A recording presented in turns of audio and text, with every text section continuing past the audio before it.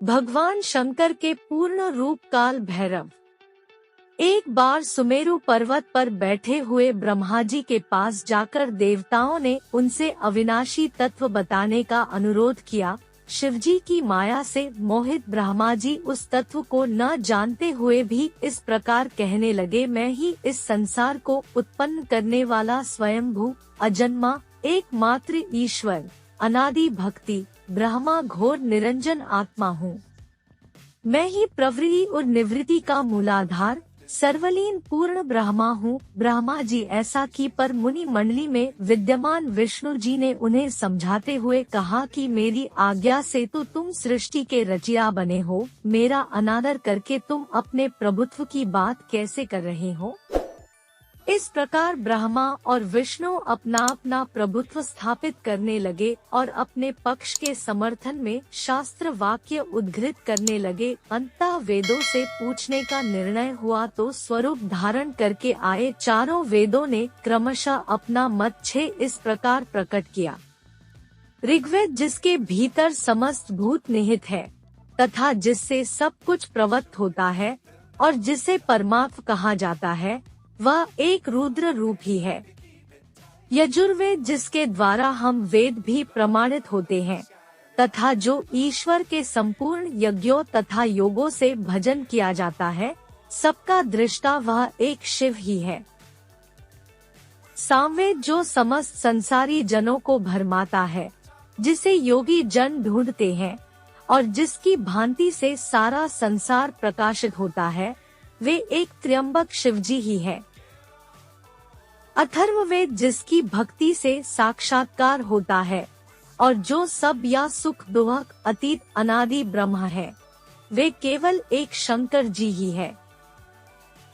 विष्णु ने वेदों के इस कथन को प्रताप बताते हुए नित्य शिवा से रमण करने वाले दिगंबर पीतवर्ण धूली धूसरित प्रेमनाथ कुवेटाधारी सर्वावेष्टित वृपनवाही निहसंग शिवजी को पर ब्रह्म मानने से इनकार कर दिया। ब्रह्मा विष्णु विवाद को सुनकर ओंकार ने शिवजी की ज्योति नित्य और सनातन परब्रह्म बताया, परंतु फिर भी शिव माया से मोहित ब्रह्मा विष्णु की बुद्धि नहीं बदली।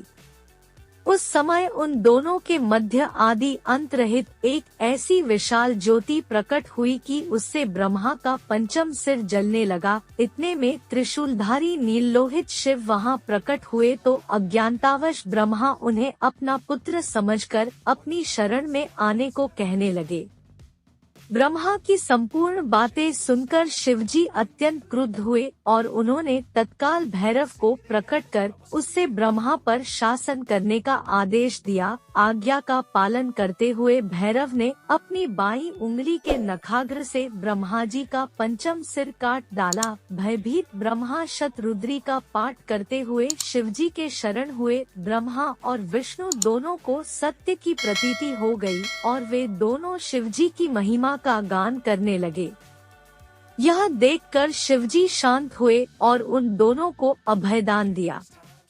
इसके उपरांत शिवजी ने उसके भीषण होने के कारण भैरव और काल को भी भयभीत करने वाला होने के कारण काल भैरव तथा भक्तों के पापों को तत्काल नष्ट करने वाला होने के कारण पाप भक्षक नाम देकर उसे काशीपुरी का अधिपति बना दिया।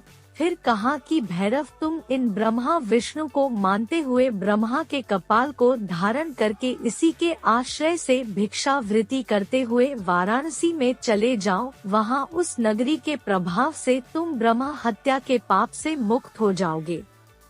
शिवजी की आज्ञा से भैरव जी हाथ में कपाल लेकर जो ही काशी की ओर चले, ब्रह्मा हत्या उनके पीछे पीछे हो चली। विष्णु जी ने उनकी स्तुति करते हुए उनसे अपने को उनकी माया से मोहित न होने का वरदान मांगा। विष्णु जी ने ब्रह्मा हत्या के भैरव जी के पीछा करने की माया पूछना चाही तो ब्रह्मा हत्या ने बताया कि वह तो अपने आप को पवित्र और मुक्त होने के लिए भैरव का अनुसरण कर रही है।